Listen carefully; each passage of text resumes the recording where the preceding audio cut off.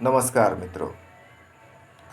देवी दुर्गा, माँ जगदम्बा, माँ भवानी और बाबा भोलेनाथ की आप लोगों पर कृपा हमेशा बनी रहे, यही मेरी शुभकामनाएं आप लोगों को।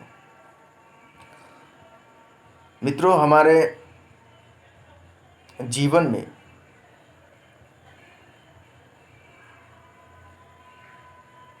सब कुछ होने के बावजूद भी पैसा,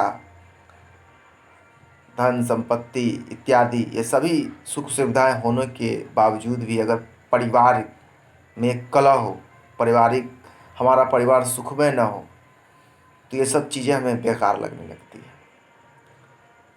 तो आज इन्हीं सब पारिवारिक कलह से, पारिवारिक सुख शांति से रिलेटेड कुछ प्रयोग मैं आप लोगों को बताऊंगा। इस प्रयोग को आप करिए और माँ भवानी, माँ जगदम्बा आप लोगों का कल्याण करे।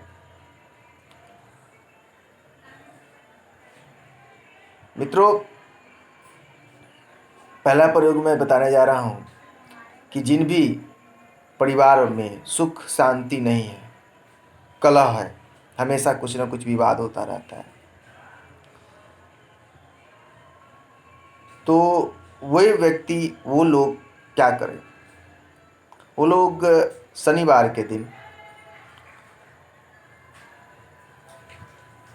सरसों का तेल, उड़द, काले वस्त्र और लोहे के बर्तन, इन सब का वो दान करें। शनिदेव की से प्रार्थना करें कि हे शनिदेव, हमारे सारे क्लेश, सारे पीड़ा को आप हरिए और परिवार के कलह को मिटाइए, परिवार में सुख शांति लाइए। दूसरा कि जब आप जब किसी पति पत्नी में अगर विवाद हो, तो वो लोग अपने घर में मोर के पंख को रखें। इससे कमरे का वातावरण शुद्ध होता है। और हम लोग जानते हैं कि श्री कृष्ण को मोर का पंख काफ़ी प्रिय है, और श्री कृष्ण तो स्वयं प्रेम के देवता हैं। उनके जीवन में मधुरता ही मधुरता रची बसी है। अतः आप अपने बेडरूम में मोर के पंख को रखें। तीसरा, आप अपने कमरे में, बेडरूम में इत्र की शीशी रखें। इससे भी आपके घर में सुख शांति और मधुरता आएगी, आपके संबंधों के बीच मधुरता आएगी। और अगर आपके घर में डबल बेड हो, डबल बेड का पलंग हो, तो आप उस पलंग पर एक ही गद्दा बिछाएं। ऐसा नहीं होना चाहिए कि छोटा छोटा दो गद्दा, छोटे छोटे दो गद्दे बिछा दिए, ऐसा नहीं, बिल्कुल नहीं। बिल्कुल सेम एक गद्दा जो आपके बेड का साइज़ है वैसा ही आप बनवाइए, और कभी भी डबल बेड पर एक ही गद्दा आप बिछाइए।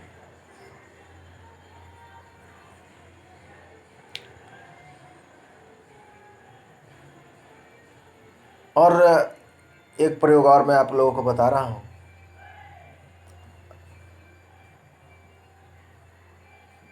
अगर पति पत्नी के बीच अगर संबंध मधुर नहीं है, तो दोनों जो भी करें, पति करे या पत्नी करे, आप एक दूसरे की तस्वीर को एक साथ लेकर के उसको मौली से लपेट के, एक पान का पत्ता, एक सुपारी और एक इलायची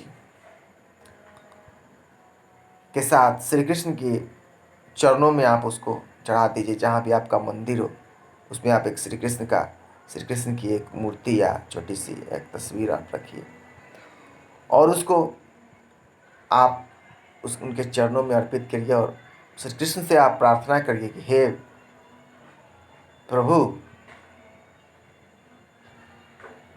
आप हमारे जीवन, आप हमारे संबंध को में मधुरता प्रदान करिए और हमारे बीच जो विवाद है, जो कलह है, उस सबको आप दूर करिए।